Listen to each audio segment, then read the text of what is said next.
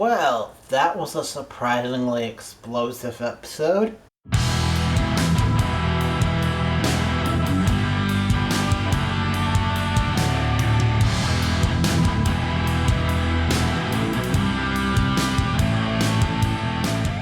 Greetings, geeks and geek girls. It is me, and I'm back for Krypton.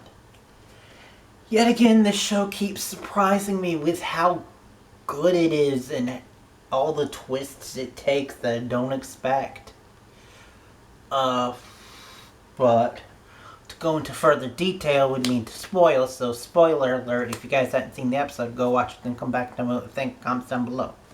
Jax has killed Lyta.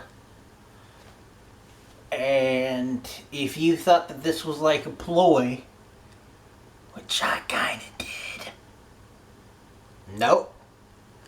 Now, I don't believe that the show is done with her. She's a main cast member.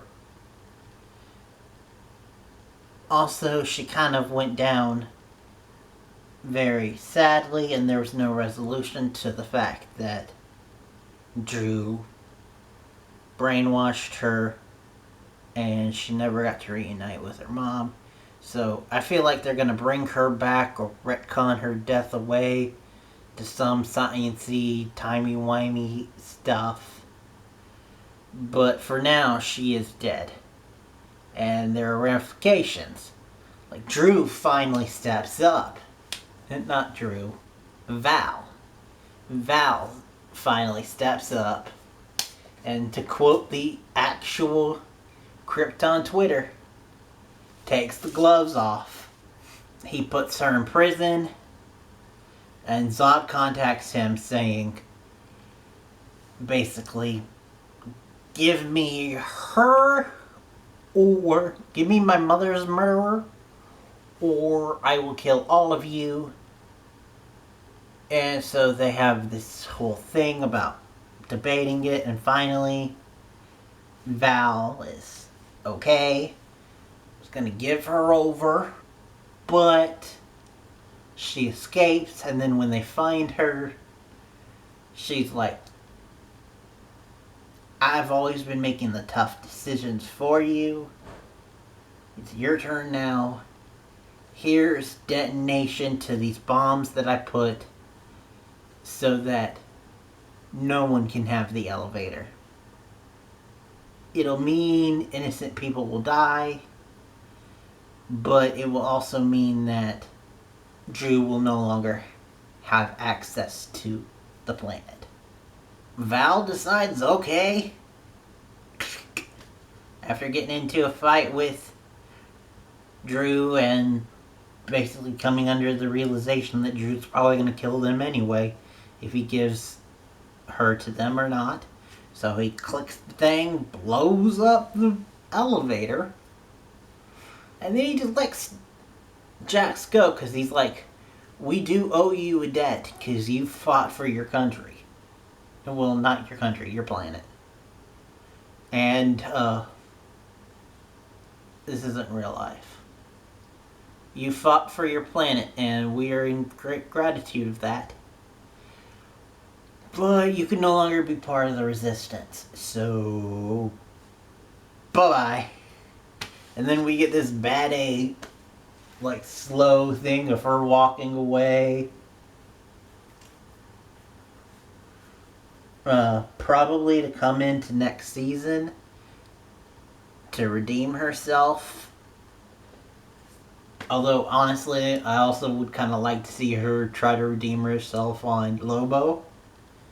Because, for those that don't know, Lobo is getting his own spin-off.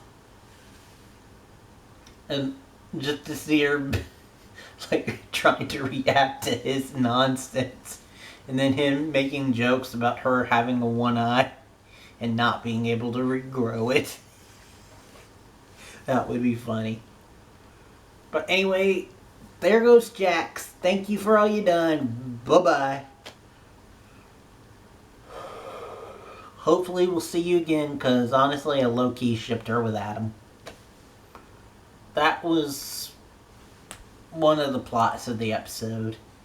The other one actually starred Nyssa, which I love because I love that character. She went from just being what you thought was going to be the evil half of a love triangle to being this very noble character who is also badass and willing to break rules to save her son. And come to find out, Drew never had a plan of letting her see her son, which we knew. So when the two Sagittarius D-bags try to get it from her, she kills them both with just a knife. She's like,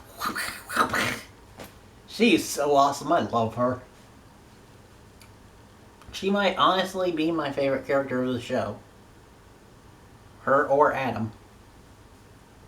Because I always have a soft spot for time travel and for comic release. I wonder why. When she's running away, she runs into the interesting group of Seg, Jayla, and Dev, which is a really interesting trio that I'm actually really liking. And once Nyssa actually comes into play, that is a really interesting group there. Really cool. Kind of reminds me of Stranger Things, where they'll sometimes take characters that you don't expect and make them a group for our whole season. But anyway, back to this. They decide that they need to work together to get Core back and try to maybe avenge Lyta. So they do, in a pretty awesome move where they keep panning to that window all season. And I was just like, all season I was expecting them to have someone jump off of it. And it's Nyssa holding Core. But luckily Seg is there to catch her. They run off to create a plan to defeat Drew. But also, meanwhile, Brainiac has been talking to Seg, and in order to save them from a crash, Seg has to let Brainiac take over.